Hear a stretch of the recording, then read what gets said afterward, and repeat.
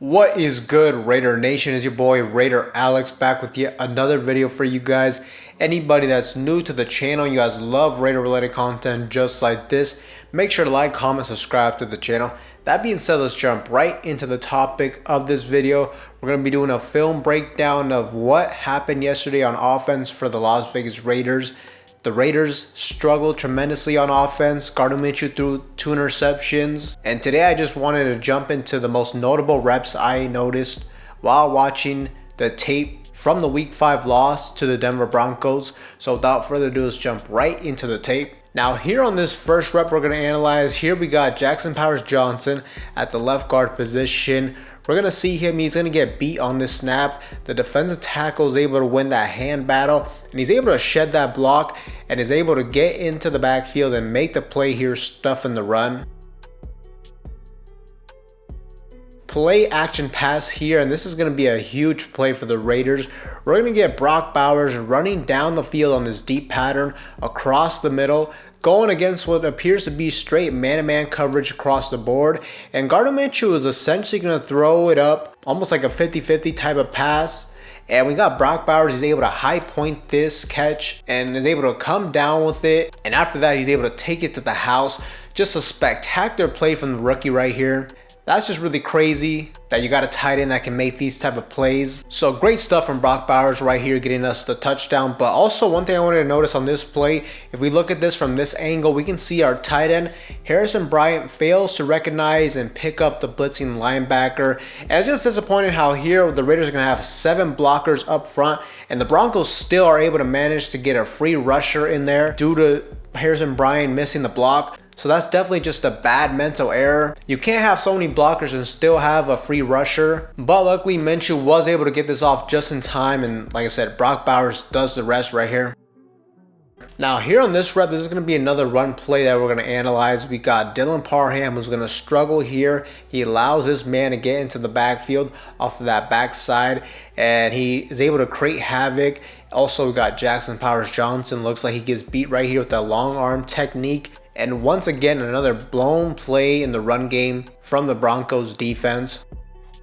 Here we got man-to-man coverage once again off of the play action, and Gardner Minshew is going to target Jakobi Meyers on this post route. Does a good job creating separation and making the catch right here.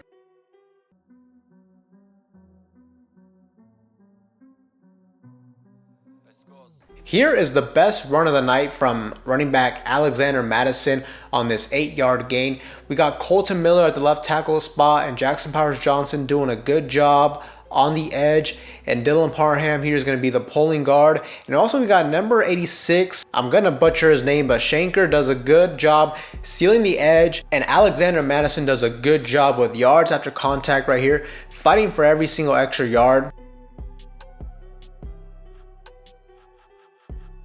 Here we can see how this was just a literal brick wall that Alexander Mattison tries to run through on this rep. The Broncos just absolutely dominate on this one. They just did a great job stuffing the run here once again. And here was the only big run of the day from the Raiders offense. We got Amir Abdullah in at running back. And here on this rep, we just got a great block from Colton Miller. Also from tight end Harrison Bryant, and also a good block by Jakobi Meyers. This helps Amir Abdullah find the hole off the edge and then finds the open space and is able to take this for big yards down the field. Now inside the red zone, I do like this type of play call, this type of idea from Luke Getsy. When you're down here, just get the ball into your playmaker's hands. Get the ball into Brock Bowers' hands like we see on this quick pass, especially in the red zone with him just being such a hard player to bring down. And he has a pretty good ability to make defenders miss. So this was just a nice gain though on first down inside the red zone. Now here on this play, this is the play that really changed the game for the Raiders in a negative aspect. We got a good drive going. The Raiders are up 10-3 at the 5-yard line. It seems like they could make something happen here, go up 17-3. But here, first and goal on the 5-yard line. and we got a play action pass rollout from Gardner Minshew. And this was a great play design in my opinion, because you are able to get Brock Bowers wide open. At the start of this play, he does a good job selling the block, and he's able to release into the drag route, and he's wide open as we can see right here. But Gardner Minshew just simply overthrows this, and it goes right into the hands of Patrick Surtain. Gardner Minshew didn't set his feet right here, and really this is just an inexcusable throw. It's literally like a 10-yard throw. He's wide open, you gotta hit him in the hands, and this results into a pick six. And in my opinion, this costed us a football game. The opportunity was there, but Minshew could not execute, and this really just changed the game for the Raiders in a negative aspect. The momentum completely shifted towards the Denver Broncos, and after that the Raiders were never able to recover from this. But just an absolute inexcusable mistake from Minshew. Here on third down, we got a cover 4 zone look from the Denver Broncos, and Gardner Minshew is going to target Jacoby Myers on this crosser route, and overall he has good placement on this throw right here, but Jacoby Myers is just unable to make that contested catch right here. And on third down, the Raiders are forced to punt again. Here we have another rep we're going to analyze from Gardner Minshew, and in my opinion this is just another missed throw from Minshew. As we can see right here, Brock Bowers gets wide open coming out of the backfield, and really if Minshew is able to hit him in stride right here, there is a lot of green grass in front of him, and this could have gone for big yards, but this is just another missed throw from Minshew and another huge missed opportunity right here. Once again, Dylan Parham gets beat on this rep, and he allows the Broncos defensive tackle to blow up the play right here in the run game. And essentially most of the reps in the run game were like this. We weren't able to consistently run the ball effectively, so I would say the battle inside the trenches we lost this week once again.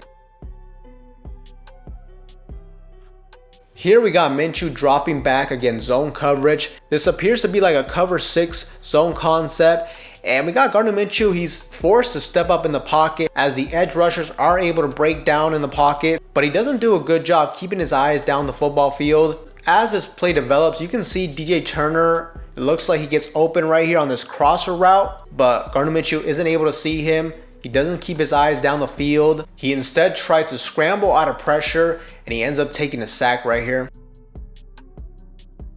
And right here we got Trey Tucker, bottom of the screen. Gardner Minshew is able to go through his progressions, and he tries to target Trey Tucker down the field outside the numbers, but this pass is just severely underthrown. Trey Tucker really had no chance on this one. And also, I mean, Trey Tucker is a smaller wide receiver, so I don't know if I really love the idea of throwing him like a 50-50 ball outside the numbers. But if you're going to try it, this pass has to be thrown a lot more towards the sideline to give him a better chance of making this play. Really, we look at it, I mean, Trey Tucker was essentially playing cornerback right here. And Gardner Minshew throws his second interception of the night. This was his last rep of the day for him. He got benched. And really, I mean, after this, the game was completely over at this point. So overall, Raider Nation, another disappointing performance from the offensive side of the football. And it sucks because Gardner Minshew started off the game pretty good. He's able to run a couple different times, scramble for a first down. He hit Brock Bowers on a big touchdown pass. And like I said, the Raiders were in a great position to take a commanding lead in this game, being up 10-3 at the 5-yard line. And you got Brock Bowers wide open. If you hit him, more than likely he's getting into the end zone. So the Raiders had a great opportunity to go up 17-3 in this game, but instead Gardner Minshew overthrew the pass. It turns into a pick six, and the game completely changed after that.